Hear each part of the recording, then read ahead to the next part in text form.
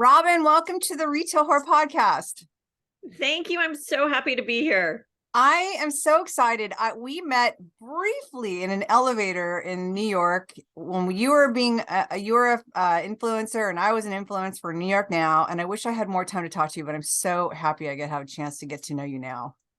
The same. And I look forward to future conversations with you. Yes. So tell everyone a little bit about yourself and your brand, Red Boot Consulting. I come from actually a big retail and wholesale background. My mom had a store when I was growing up. I worked in stores. I studied retail marketing and management in college. Wow. I did independent studies with Rich's department store way back when. I did an independent study in Australia with retail stores there like Esprit and David Jones. And I'm just fascinated by product. I'm fascinated by, I love the vendor and buyer relationship, and I love stores. And in college, right after college, I went and worked for the Gap, Crate and Barrel. Wow.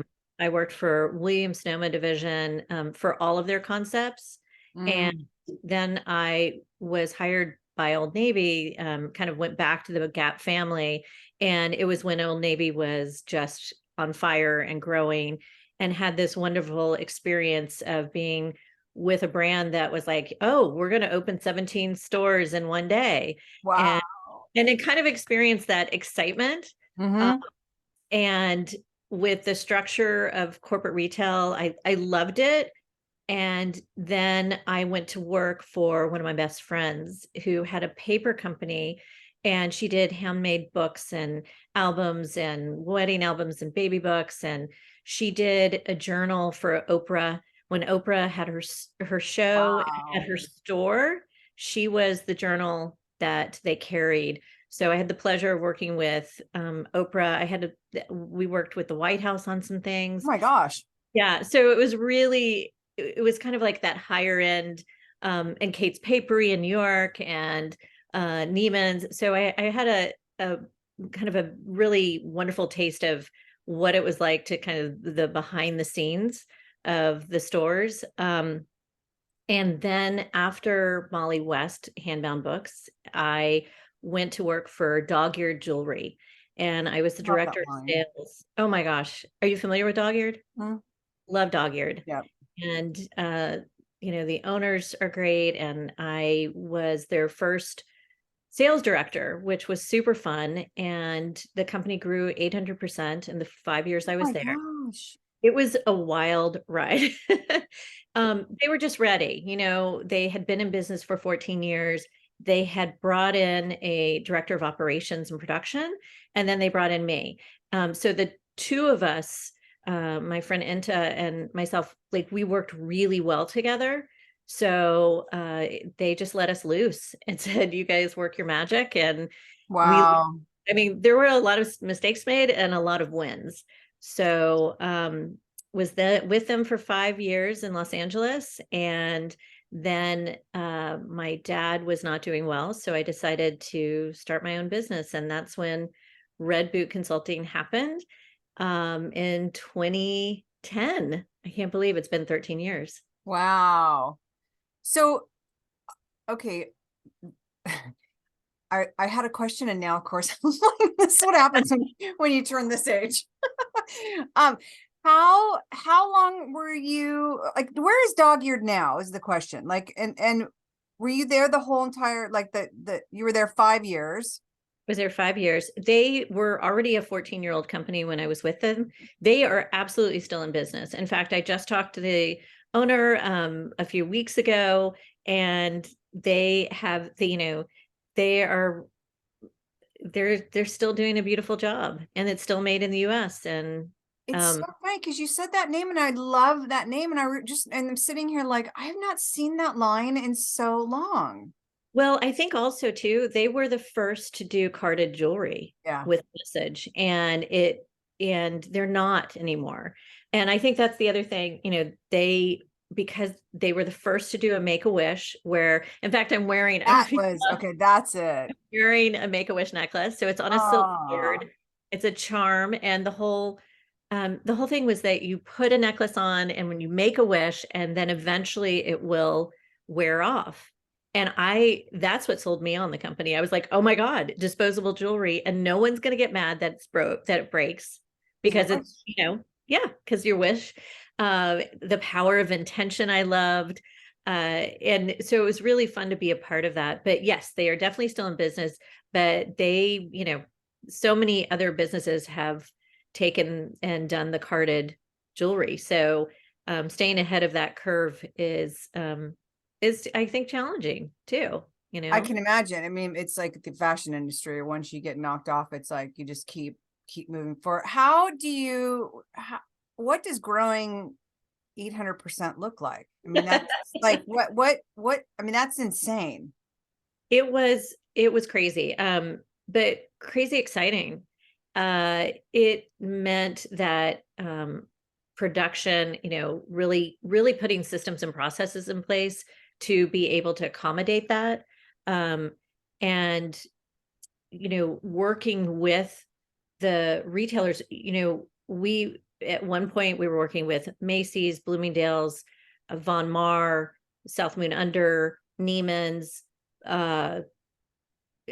all of these department stores, Anthropologie, so larger chain stores.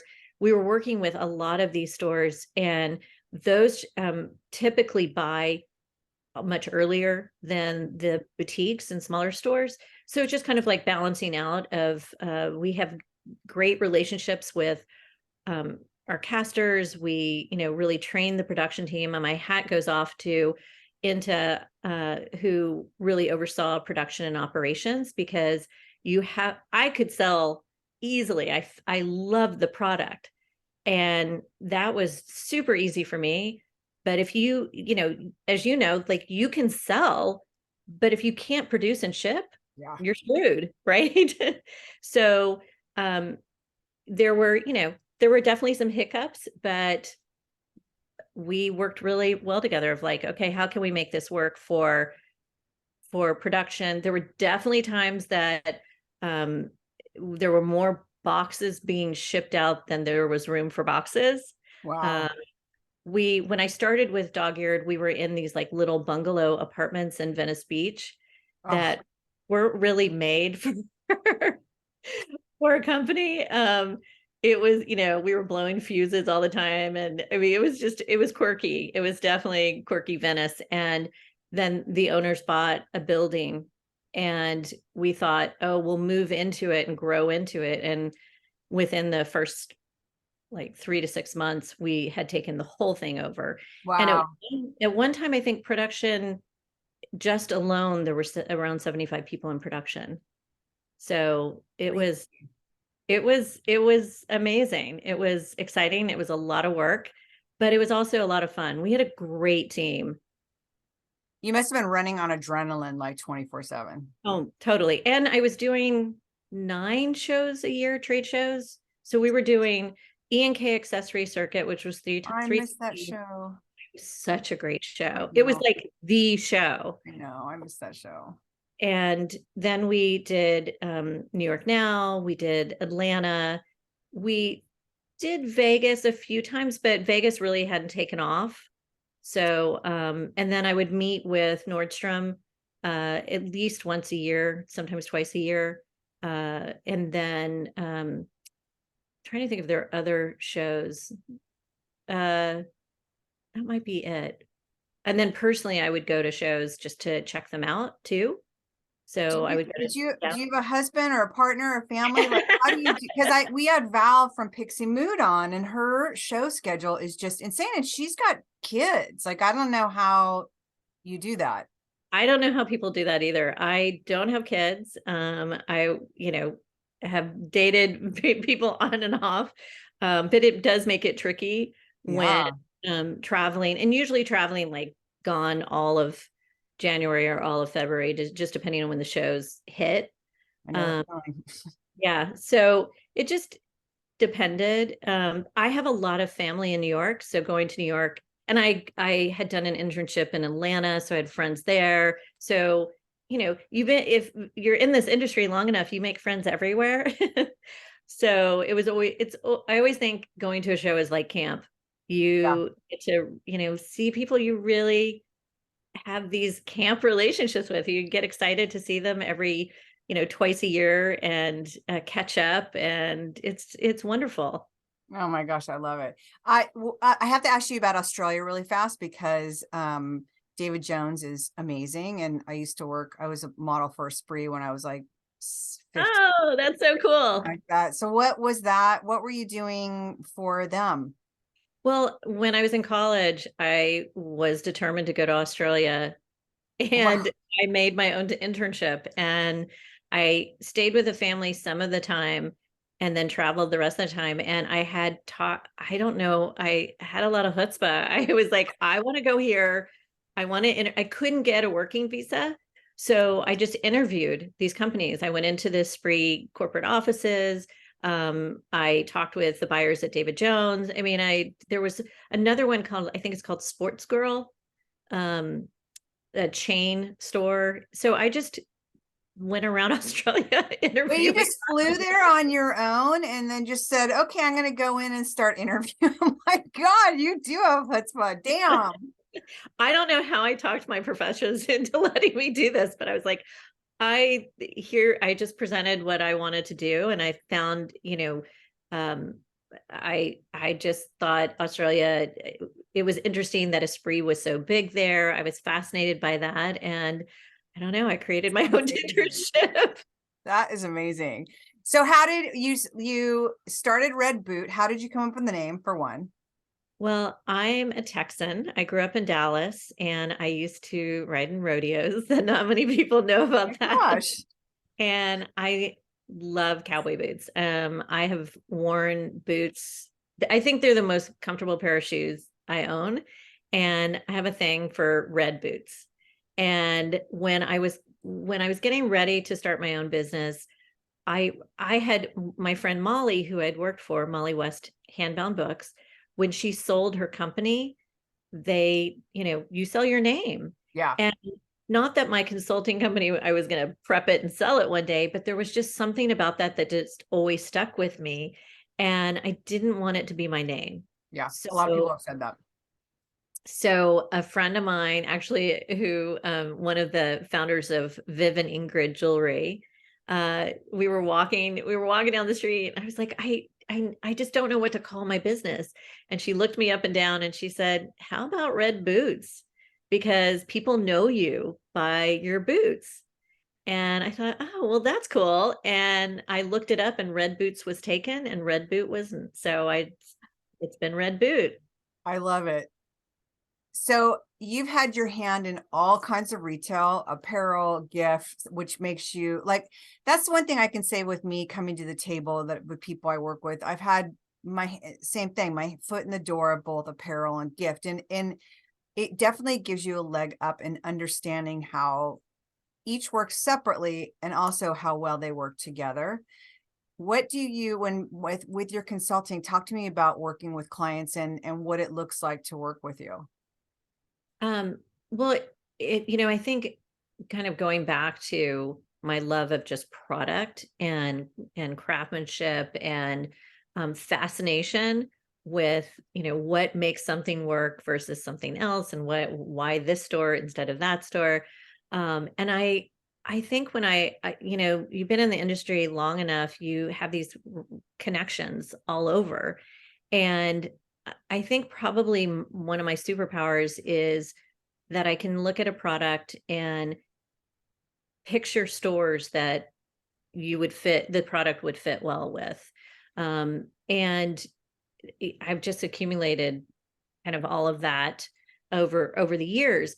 Working with me, what I like to do is I like to do an exploration call first because I don't want someone to work with me if they're not interested after 20 minutes of talking with me and they're like, oh, you don't jive with me, or vice versa.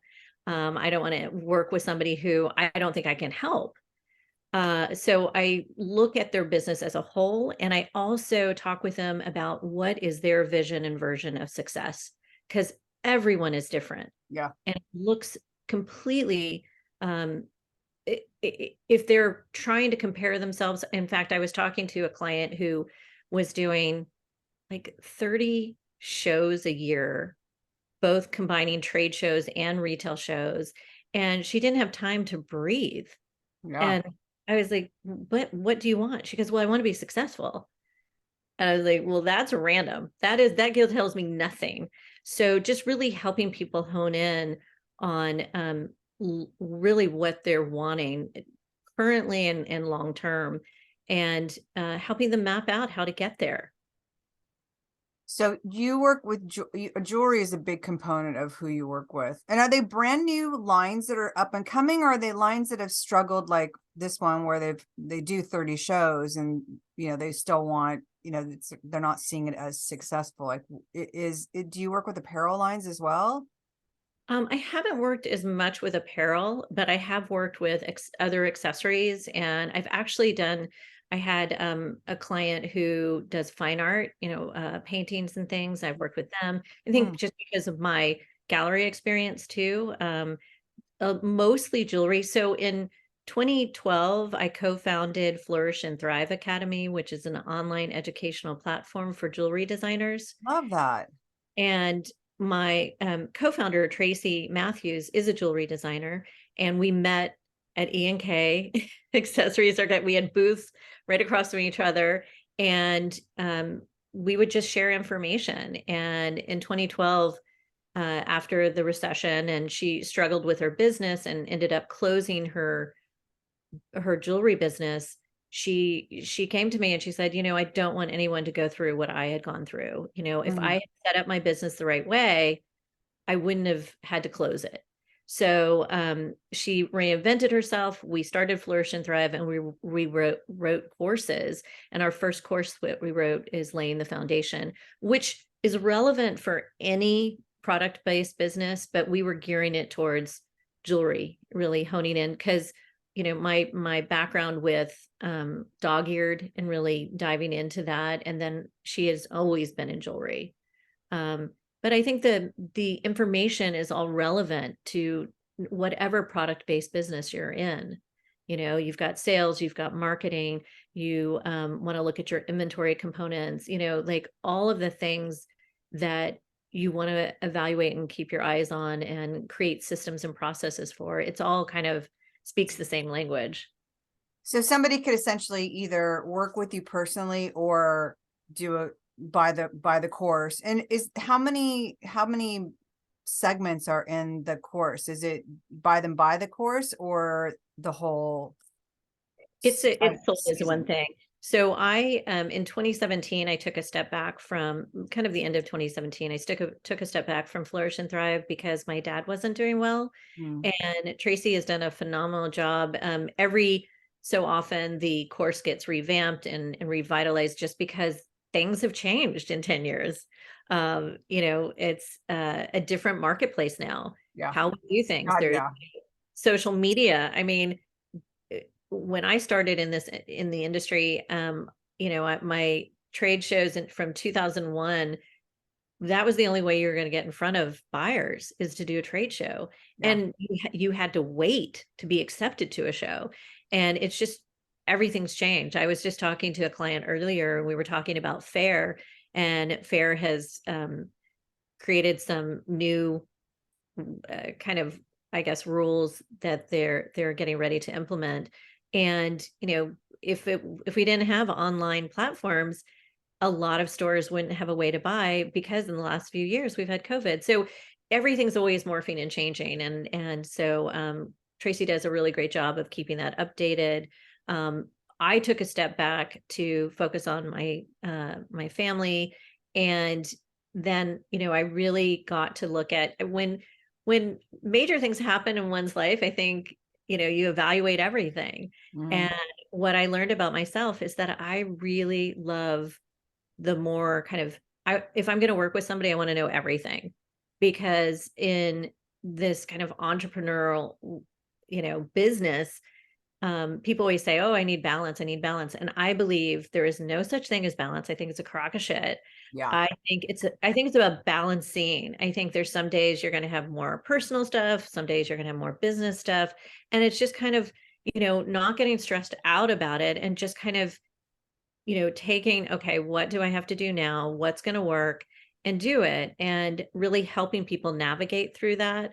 So I really focused more on the Red Boot consulting, and I started an intensive, a mastermind, if you will, for a maximum of 12 designers that they have to go through an application process. They are committed to working with me for a year. Wow. And what's really fun is my friend Kelly Hedgepeth, who I worked with at Dogeared, who's one of the my hires at Dogeared, who is, I've seen her grown. I mean, it's so fun. I've known her. She came to Dogeared in 2006, and is a systems and processes person. She loves a good spreadsheet. So it just so happened she was getting ready. She had taken a break to be with her 2-year-old, and she was ready to come back and do some work. And we reconnected, and now she does the intensive with me. So we do it together, and it's such a nice just partnership with how we work with the designers. And really it's high touch. And what I personally have found working with coaches is I need a good kick in my ass Yeah. to be held accountable. Yes. And there are a lot of classes and courses out there that are great, but if you're going to pay a lot of money and not do them, what's the point? Yeah. So the intensive that we do is like, you can't hide from us. We're So gonna tell me a little bit about, because I've heard so many, like there's so many masterminds out there, and I so want to join one, but I'm exactly what you just said, like sign up for something and not finish because, I have a window of time where I'm not crazy busy, which I'm coming out of. And I'm literally this weekend leaving for my first like travel again, starting the show season. And it's like, everything that I started, including my own gratitude practices and things that I take a few minutes, just goes out the fucking window. I mean, it's like, so what does a mastermind look like? Because I've always wanted to do one, and especially one that you're accountable. What does that look like? Well, for what we do for Red Boot is that, as I said, it's an application process, and that it isn't just you apply and either you're accepted or not. You apply and we have conversation with you, because I want everybody to come in knowing exactly what's happening. We do a group call every month with a focus on a specific topic. And if and I listen to the group if they're like, you know what, we need more. So for example, in May this month, we had an editor come in and talk about press and what she does and how she does it and all that kind of stuff. And the group was like, this is great, but we want to know how to write things. We want to know how to present. Yeah. So I brought in another person who does PR and is actually an instructor at FITM in Los Angeles, who did PR for Dogeared. Oh. And she did it like a little class for them. And, so bringing people in that's going to help them grow and teach. And like I said, I always like listen to the group of what do you need more of? So we have specific topics that we go through during the month. We also do at the beginning when we work with when you join, is that we look at your business and we do a strategy session that's usually a couple hours, and we set up your goals for the year. Wow. We also have a sales dashboard and a marketing dashboard, which we evaluate your sales, because one of the things that I find a lot of creatives do is they make, and then they're not paying attention to their sales. Like, oh, we're selling a lot. Where are your margins? Are you profitable? You can sell a lot, but if you're not profitable, you don't have a business. So we look at we look at your margins, we evaluate, we want you to get ahead of the curve instead of, 6 months down the road going, oh my gosh, my business isn't going well, or, oh my gosh, I'm, killing it. And I couldn't figure out why I couldn't catch up. So we really stress the importance of looking at numbers. We also look at your inventory system. We look at, we do website audits. We We really dig in I to love that. to everyone's business. And if we don't know, if we don't have answers for you, we find experts who do. So, for example, I'm not a Shopify expert, but I have Shopify experts that I will give you. We provide resources, and then you have the conversation and decide which person you want to go with. And I always say, like, don't just talk to one person, have multiple. And for the jewelry specifically, we have resources for casters and CAD designers, and kind of what they need, suppliers for components, Wow. that stuff. So you don't have to go searching for it. We have it for you. But this is from years. I can't believe like 10 years. More than that. I started working for Dogeared in 2005. So just, knowing people in the industry, but really looking, again, it's like your individual business. What do you want? Let's get a plan to get you there. And I really believe too that, it's important to hear what other people are doing and what's working for other people. So that's why I like a small group to share that. Yeah. And everyone has access to call or text or email. If something, I just had a client who is looking for a rep, and she wasn't really sure how to go about interviewing, so jumped on the call with her and we did it together so she could also learn. We do role playing. I have the designers come to Dallas where I'm based, and they come for 3 days it's usually March or April. And we have 2 days of workshop, and we have 1 day of going to store visits. And this year we went to Stanley Korshak, and my mom Okay, yeah. had worked at Stanley Korshak for 13 years. So Stanley Korshak's like going to home to me. So the jewelry buyer there is amazing. She's loved. Everyone's always so generous, and the head of HR for them used to be my babysitter when I was growing. Oh my God. So you really do know everyone there. It was really funny. And then we also went to the Conservatory, which is a great store. And then we went to Matthew Trent, who is an established jewelry designer that's been in business for over 30 years. So I really like to show them kind of, and Dallas is such a shopping mecca. I mean, Yeah. I always joke that growing up, shopping is a sport here. That's Yeah. what we did.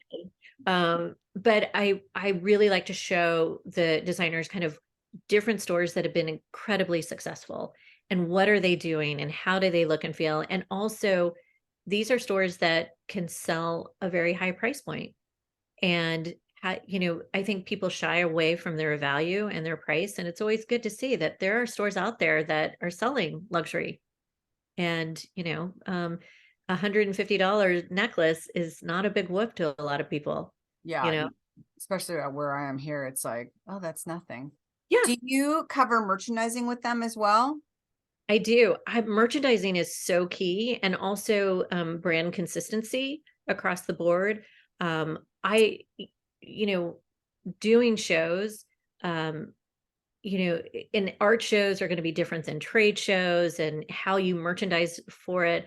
Yeah, we look at all those things. And also too, Dogeared had a very extensive line, to the point where like, God, we have to discontinue some things. Even if they're selling, sometimes you have to just, let some things go so you can see what the best sellers are, so you can really manage your line. Okay, I want to talk about that for 1 second, because I have more people and lines that I can count on my hands that do not want to, and this is where editing is so important. Yeah. Because my phrase is always like, if you don't take out some items and you feel like you need to have it all there, the old stuff is choking out your new stuff. Like 100%. No one can see it. And it is next to impossible for some lines to grasp that. And it's like, I mean, Peking, I love, and they, thank God they finally started editing, but we would have doilies still from when Cindy and Derek's dad was there, and we'd have pillows that have been on the line for, no joke, like 15 years. And it's like, I would always like, if it's been on the line for 15 years, everyone's seen it. No. Someone always sees it and they wanted to bring it out. It's like, oh my God. It's cannibalizing their business. It is Thank absolutely cannibalizing their business. And the thing I'll tell my clients is that take it away and then bring it back as like from the vault of, and do a special limited edition and sell the crap out of it. Make it a scarcity, like scarcity item, or this is going to be, retired, or Yeah. okay. Yeah. Thank you for saying that, because you just validated what because it's literally, it's the hardest thing for people to edit and know. And it's like, it truly, if you get down to it, it's like, you can't see the new stuff if you have all the old stuff. And it's like, you can't get a read on something. You cannot. And it's not, it will make you crazy to try and manage it all too. So keep it clean. And it doesn't mean you can't bring it back at some point. In fact, I'll never forget, I was sitting in a meeting with Nordstrom and they were saying, well, here's what we like to do when something's selling gangbusters. A lot of times we'll take it off the floor for like a year and a half and create excitement again and bring it back, and we blow out. Brilliant. Yeah, that's incredibly smart. And it's so off the rail that not a lot of people would think about doing that, because everyone's so like, well, it's selling that no, like that's going to stop the sales and the numbers are going to drop. I know, it's the creating that fear of missing out. And really, I mean, that is brilliant marketing right there. Yeah. Let's take it away and also say this is going away, or we've got new coming in, and then bring it. I just love the idea of bringing it back and making it a limited edition, or just a short amount of selling time, because then it becomes exciting and wonderful. And if it's been on there for 15 years, by God, you need to take it off. Lord, everyone has seen it. Everyone has seen it. And for the people that haven't seen it, if you have a catalog, keep it in the catalog. They have seen it over the 15 years. They certainly will remember it as soon as they see it in the catalog. And thank God, I'm so happy that they finally listened. And it almost swung the other way. They almost edited so much away. I'm like, and then I found myself like, we don't have anything now. And they're like, well, you wanted us not to have as much, and now we don't. And I'm like, oh. What is the biggest, well, one, I want to go back to, because I love the fact that you guys really get into the mastermind people's businesses and you look at their numbers, and because I think you hit it on the nail on the head about numbers no one wants to look at. Like, it's like that uncomfortable thing, like if I don't look at it, then I don't have to worry about it. And not really looking at the real numbers of after everything, everything's been taken out, like what is your real profit margin? And I love that you make them accountable. Do you have much pushback? Because I know there's a consultant, hers hasn't aired yet, she's in Australia, and she is very in your face and very like, you have to the point where she said one of her girls is like almost scary, like it's like, oh God, I have to answer. But I feel like some of us, me including, like that is my Elisa, who everyone deals with when you sign in, is Elisa is my like, where is this? We need this. And I can only say I'm busy, I'm at the show. And she's like, you need to find 15 minutes and you need to do it. Like, because I will be that person that is forever like, oh, this, that, like all the excuses. And to have somebody really be there where you have to be accountable for is slightly scary. So do you have pushback from people of like, Jesus, lady, back off? I have been told that I am a good therapist and good cheerleader. So I never want someone to be scared. And I have had people say, oh, I'm scared to talk to you about this. And I was like, no, I don't want you to be scared. This is your business. I want to help you with your business. So for this group this year, they were just having trouble finding time to work administratively. Like, oh, I really need to work on my numbers. So we decided, okay, every Monday, and I should say they decided that they wanted an admin day where everyone comes, whoever wants to can come together on Zoom. And we hold space for that. And we do work sprints. So everyone joins, says what they're working on, and then we say, okay, and I time it for an hour. And then we check in after an hour of where they are. So that means they're getting their financials done. Maybe they're following up with customers, whatever it is that they need to work on, but they're doing it together. Cause sometimes, I don't know about you, working at home, I can easily, oh gosh, I got to do the laundry. I'll just throw it in, I can easily get distracted. But if I have committed to a work session with, other people, and I'm on Zoom, we silence each other, but we'll Wait, so check. you guys are all on Zoom together. It's all silence and you all are doing your own admin things together while you're all, that's kind of brilliant. It's great. I'm not always able to host. So I set up the call. And then if I have to go and take another call or something, I just make somebody else, someone volunteers to be the host, and I just turn the call over to them or the Zoom over to them. But they've been great. Like the people who show up, get work done, and it's been great for them.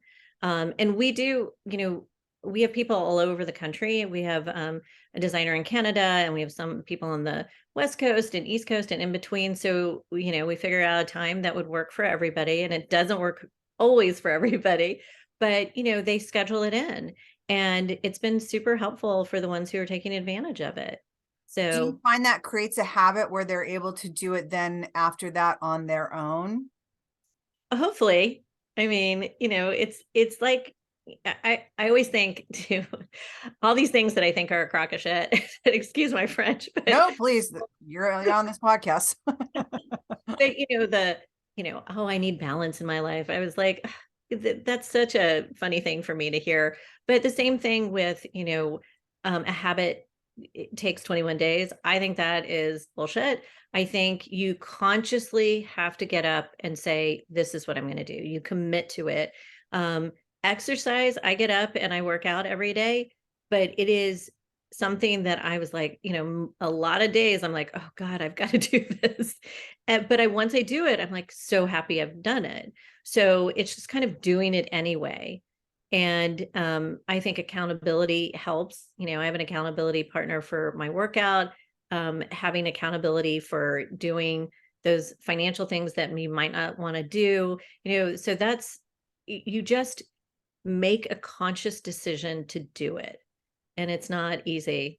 Yeah, no, that whole workout thing completely went out the window when I was doing setups. It's like, I mean, That's so we're hard. doing like 26,000 steps in a day. And then, I'm away from my family and my dogs, and, I'd come home and it's like, I had perfect amount of time to go do it. I just was caught up in such a weird, so sad I'm not here. It was just like, I guess when I think about it, like my blinders were on just to get this job done and get it wrapped up, go back home and get that. I mean, I had time to do it. And that's now it's been like, I have to make sure I put me first, because I put everything else first, I realized. And now it's like, okay, you have to do this. So at least when I get to Vegas next month or whenever it is, I will have this in motion. And it's not like trying to drag myself, like starting from scratch. Well, something that I did when I go to trade shows, and, people are always like, oh, let's meet for dinner, let's meet for coffee, let's meet for breakfast, whatever. I always say, let's meet for a walk and talk. And I love that. Yeah, I'll meet before the show and do, so I always try to fit it in that way too. Even if I can't like go to a gym and work out, I'll, let's meet. And as long as, and that's probably one of my favorite things to do, go on a hike or a walk and talk, and you're getting the visit in and you're getting your exercise in too. I love that idea. I wish I wish I knew enough people when we're in setup to be able to go, let's go walk. Tell me about, what are some of the biggest stumbling blocks that you see with brand new lines that are, either brand new lines or lines that have been going, but are having troubles getting off the ground? I think the biggest ones are pricing, making sure that they're pricing appropriately. And a lot of times brands are undervaluing and Mm, not pricing enough to have that margin to have a living. So I would say price is a big one. I'd also say that, I'm amazed when people just don't like the word sale. Like they don't want to do sales. They don't want to call. I think picking up the phone is one of the best tools out there. I think coming from a place, it- you know, when I was hired by Dogeared, they gave me business cards that said director of sales. And I really wish they had said director of relationships mm, or relationship builder, because I never think of myself as a salesy person. I always think I want to find out about the store. I want to learn about them. And I'm really trying to teach people that if you come from a place of service, if you come from a place of helping someone, if you come from a place of wanting to learn about them and their needs, the sales stuff eventually happens. yeah, And it's in you're building the relationship, and um and it makes it easier, yeah. quite honestly. I, I find it really unrealistic that you can meet somebody and they immediately buy from you. It happens, Yeah. but I would say just go in there and try to learn about them, and be, do your homework, research. If you have stores that you're interested in, research the stores, follow the stores, make comments on you know, their Instagram, or other social media platforms. Know if you're at a show and they come to your booth, uh, say something about why you like them, why Yeah. you follow them, start it's like dating. I always joke around that about that, but it's like you don't just jump into a relationship. You get to know the person, and you develop a friendship first, hopefully. Well, I think sales, and that's when, like, I had our very first interview here on the podcast was Kelly and Lowe from Kingfisher Road, and they're Oh, phenomenal, oh yeah, phenomenal sales. Like the two of them, and what I love so much about them is that their customers really love them, and they really love their customers. And that's when I had my stores, that was the thing. It was like, I mean, like some of my kids babysat for some of the people that came and shop, and it's totally. truly a friendship, and some people turn out to be like family, and I think that that is so important. And I don't think it's funny, it's somewhere lost along the way of there's either like new school thought and old school thought. And I think my thought process is very old school, like Me too. pick up the phone or write a letter. It's very old school. Like now everyone wants to just send you a text, which just makes me insane. Like I mean, I know that people try and call stores, and it's like, I'm so busy, and they get blown off and they never get, but if you already know them and you're the foot in the door, isn't a call so much better than a text? Like it just feels so much more And personal. so much more personal. I can't tell you, I really miss Daily Candy. Do you remember Daily Candy? Yes. Oh, Where did that go anyway? it was bought, and I don't know if it was ABC or NBC or something like that bought it and just Let it die. it. I mean, there's Pure Wow and Refinery 29 and Pop Sugar and a bunch of other ones too, but that was just my favorite. And so I still get all these all these emails from these different um websites and stuff that tell you like what's going on and what stores are happening. And if I see, but Daily Candy was so good about highlighting stores.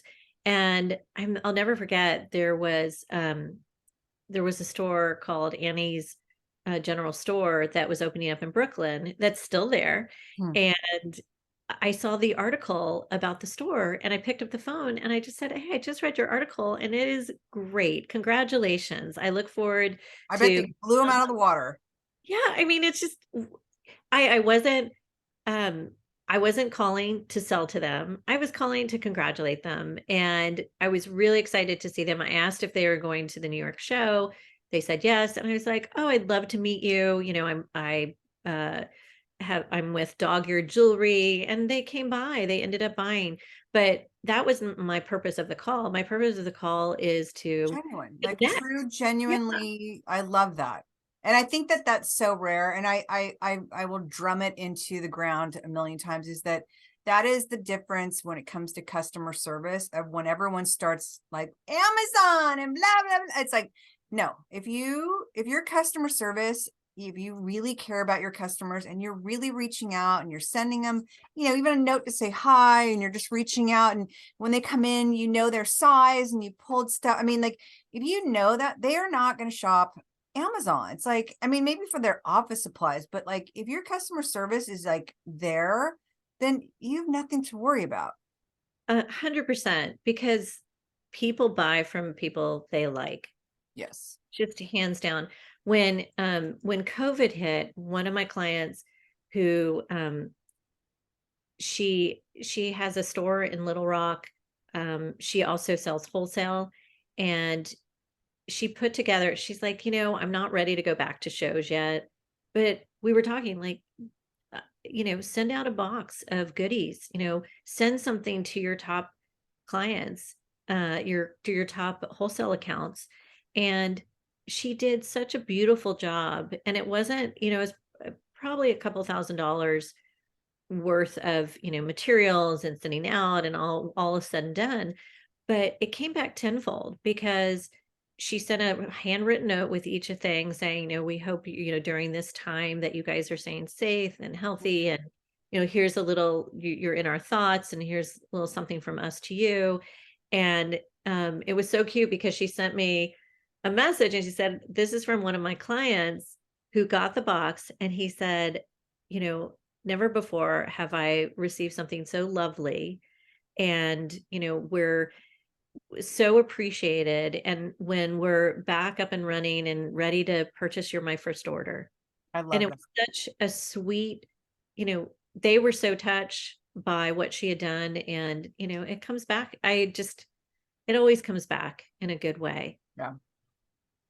I have a question, because you said somebody that sells wholesale and retail. Kelly at Kingfisher brought this up yesterday, and we're going to do a whole separate podcast on this. But one thing we run into, especially with apparel, some gift lines, but where the manufacturer also has their own retail site, and they either underprice their retailers or they only mark it up to Keystone. And as we all know, Keystone is dead, because like I've said this, is that Jack Black, which you would make me crazy. We sold Jack Black at the pharmacy, and they do holiday gift sets, which is great. But then they put a sticker on the front and it's exactly Keystone. And I remember asking the rep, like, so is Jack Black paying for our freight? Because our freight, we have to get our freight back. And it's like, by putting it, and then, she had said also the same thing, that she's gone to shows, and, so she's smart about how now she asks, so you have a website, so what price are these at? And they're like, oh, $10 or whatever. And she's like, so you're only marketing it at Keystone? And they're like, yeah. And she's like, okay, well, let us know when you raise your prices, because, retailers have rent and payroll and insurance and product. Yeah. I mean, so much. And what are your thoughts on that? And because it's not everybody, but it certainly is a lot. Like, I'm always kind of blown away by that. I feel like the industry standard is 2.5 now. It should be. I even talk to retailers and they're like, really 2.5? I'm like, yes, where do you think your shipping's? Yes, you get shipping freight for free sometimes during show, but all the rest of the year, like, you're paying freight, and you have to, as well as like your payroll and everything else.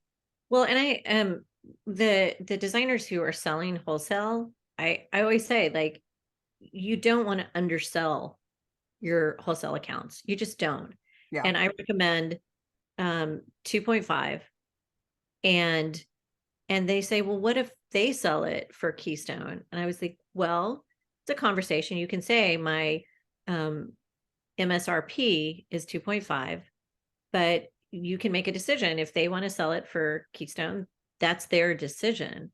But I said, typically people are selling between 2.25 and 2.5. And I would, on my site, if I had a line, and I had wholesale accounts, I would do 2.5 markup, because there are a couple things. One is, to your point, stores have stores.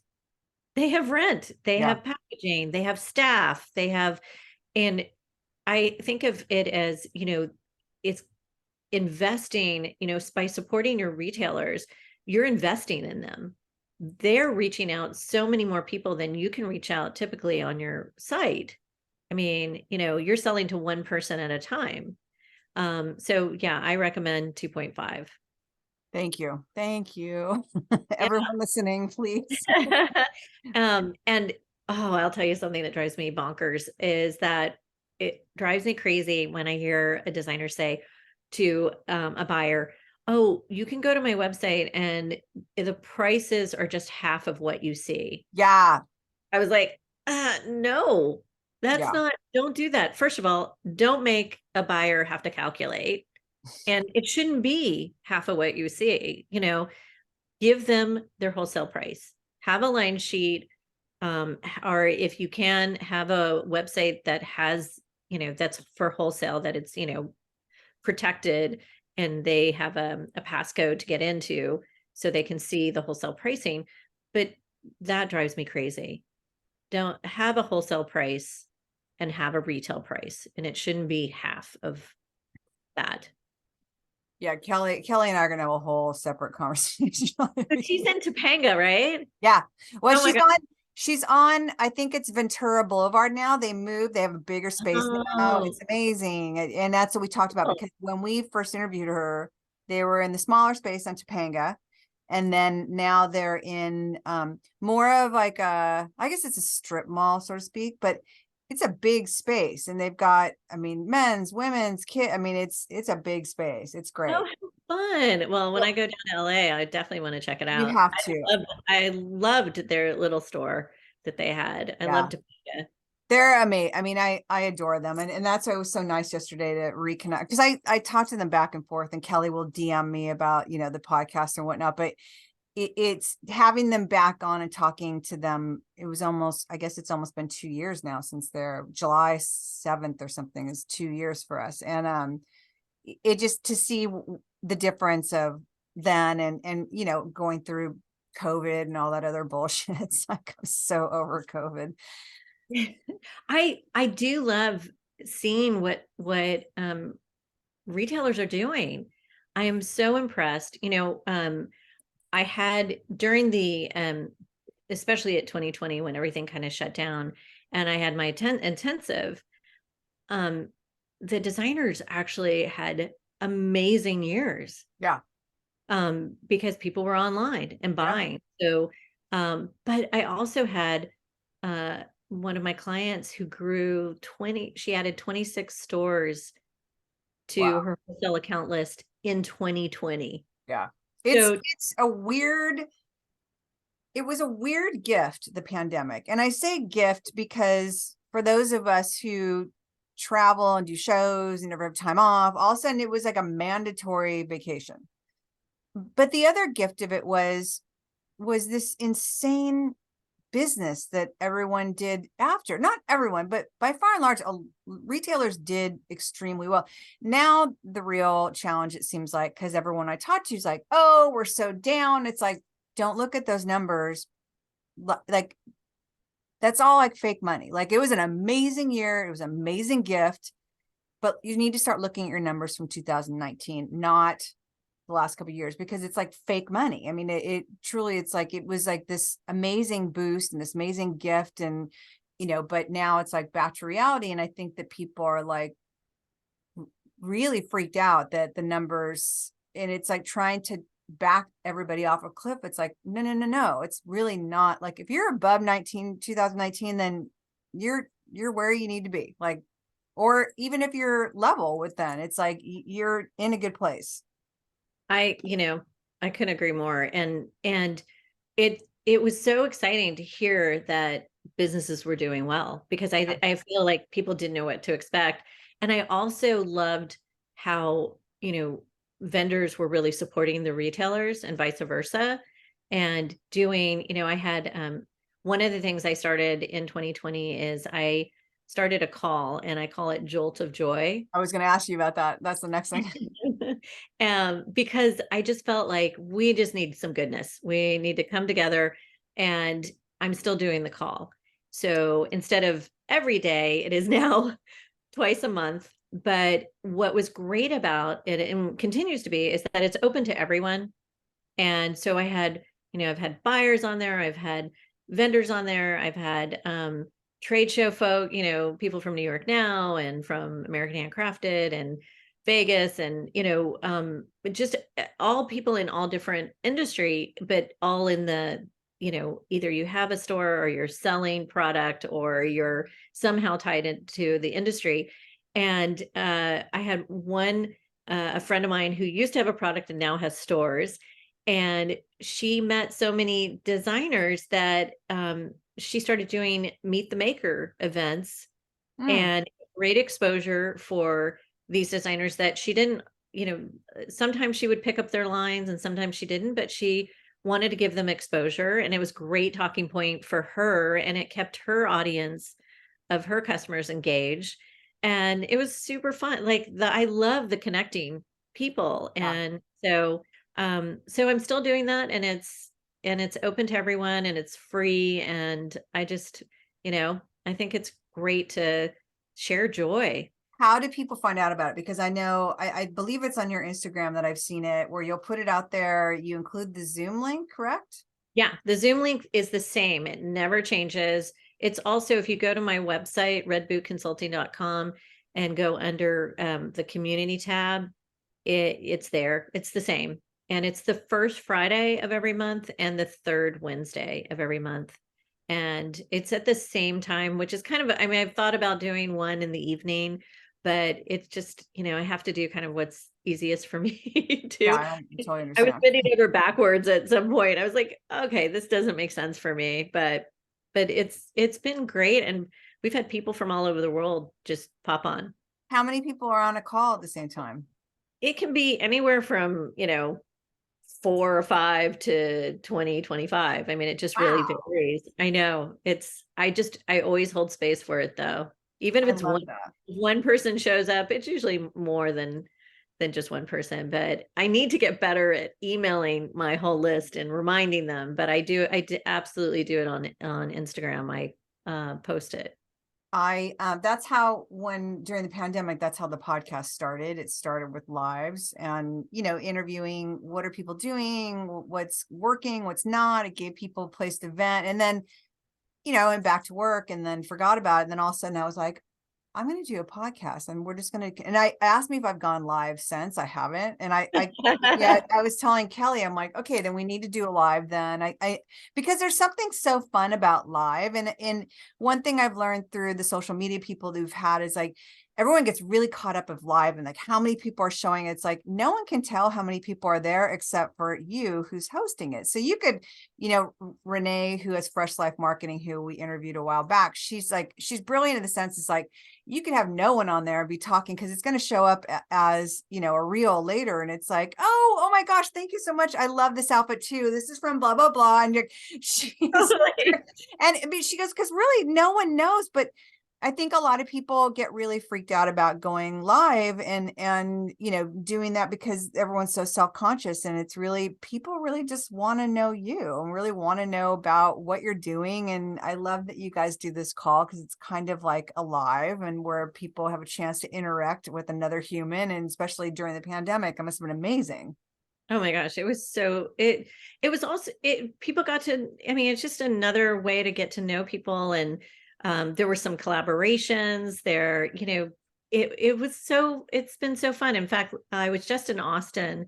I did a talk for the Women's Jewelry Association there last night. And some of the people were there who I've only seen on Zoom. And it was so fun. They come to my Jolt of Joy on a regular basis. And it was just so fun to meet them in person. Yeah, that connection and meeting people, I love that. I'm still not quite used to it, because so many people now watch this versus just listen to it. And it's like, them, but you don't know them. And but I love it, because I said yesterday, because my editor was here with us, and I'm usually, it's a one-man show, but she was here, and I said to her, like, the one thing I really love about what this podcast and what Instagram and going live and what that community that it's created, because I don't know about you, but me at this age, 57, it's not like you meet a whole lot of people and you become friends with them, or you have a community, or you do the gift shows, you're in a showroom, you're out of the showroom. Sometimes you talk to your rep, sometimes you don't, but it's by far and large, it's a very lonely job. And retailers, same thing. And all of a sudden there's like this lovely community of people that I would have never have met, that all also look out for each other. Like I'll see Nathan and Jamie from Serge and Jane going back and forth, and Barbara from Daisy's Mercantile going back, and it's so lovely. And it's like, I really have like Instagram and going live and this podcast, all part of that has been such a gift.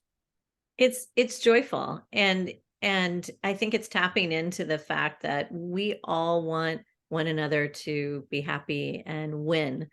For, seeing somebody else do well, there's something about it that it's so joyful for me. And I know, then I also know, like, oh, well, that's working for her or him, then it can work for me. It's this wonderful giving and getting that is just, it makes me happy whenever I see, somebody online that I know. It's just that shot of joy. That's great. I love that way of saying that, a shot of joy. I ask everybody 2 questions at the end. The first one is, being creative, which you are, where do you find inspiration? I'm not going to ask you where you find balance. We already know how you feel about that. Inspiration. Gosh, everywhere. I love doing market research, and my market research is going into stores and galleries and museums, and just seeing what's out there is exciting to me. When I go to New York, I make a point of going to stores and the interaction with people. And I love that. And I also, part of my inspiration of just life is I love being out in the mountains and ideally on a horse. Amazing. And my last question is, what piece of advice do you have to new entrepreneurs, as well as entrepreneurs that have been doing the retail life or wholesale life for a while? Don't do it alone. There are there's so much support and community. You don't have to do it in your own bubble. And I think, one of the things I come across is that a lot of times people are like, oh, I should be here by now, or I should be, making this much, or I should, be at this level, whatever that is. Doing it alone is hard. And there's so much support out there, free. And there's also, you can, get a coach or a consultant or take a class or whatever works best for you, but just don't do it alone. You don't have to. And honestly, it takes that much longer to move the to move the arrow or whatever, to move the move forward, to do it alone. Because quite honestly, like, tap into somebody who's done it before, because then it's just, you'll move that much faster. So don't try to figure it out all on your own. I love that. That's become I know I say this a lot, but that's literally become my favorite question. Like, the best nuggets seem to come out of that piece of advice from everyone in the industry that's been around doing this. And it's like, truly, thank you so much. Oh, you're so welcome. This is, I've just, I shared with you before, I've really enjoyed your podcast, and I feel like I've gotten to know you because of your podcast. I'm one of those people. But it's so great to hear. It's so inspiring. That's another thing that I find very inspiring, is listening to how people have created their businesses and what's working for them. So I really love listening to podcasts and hearing about that, because it's it just, there's never one way to do something. Yeah.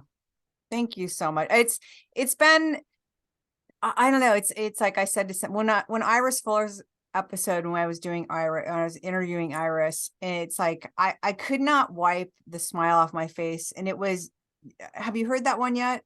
She is like, you have to listen to it. She is literally the epitome of why we all love retail. And she had the store Filamento in San Francisco. Well, I know Phil, because I lived in the Bay Area for. So she closed her stores, right, I guess a week before 9/11.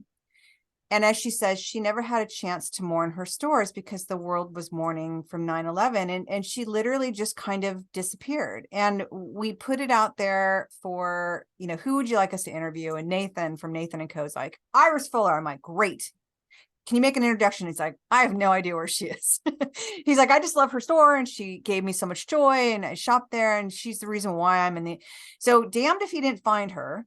And we got her and we interviewed her. And it was like sitting, listening to her. Nathan was on that call towards the end. We brought Nathan in the middle of it so he could tell her what she meant to him and why he's in the industry from her. And I literally had chills. I couldn't wipe the smile off my face. And I thought, I mean, this podcast is what I feel like I'm supposed to do. And it feels like this is, for as many years I've been in the industry, there's a reason why I'm sitting here talking to people, cursing, and listening to what we all love, which is retail and the industry. And it's thank you for that, because that really means a lot. Oh, I speak the truth. I can't wait to listen to the episode. Filamento was, I mean, I know exactly where it is on Fillmore Street. I lived on California and Scott when I first moved to the Bay Area, and then I lived on Steiner and Union. And so just that strip of Fillmore, I mean, it was a magical. My old boss, Michael Campbell, from when I was at Fred Siegel, Michael Campbell used to, when we do the San Francisco gift show, and that was like such a big show, we would go to his favorite stores and Filamento, and it's almost like you can still smell the personal care department.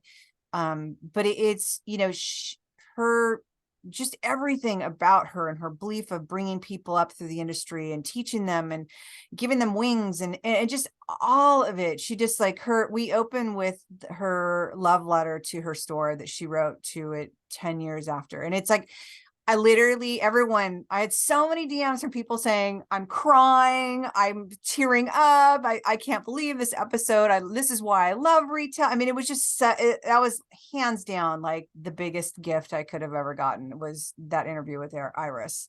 Oh my gosh, I can't wait to listen to it. And I have a feeling we have to play the geography of, like, I'm sure we have so many 6 degrees of separation. I have that feeling.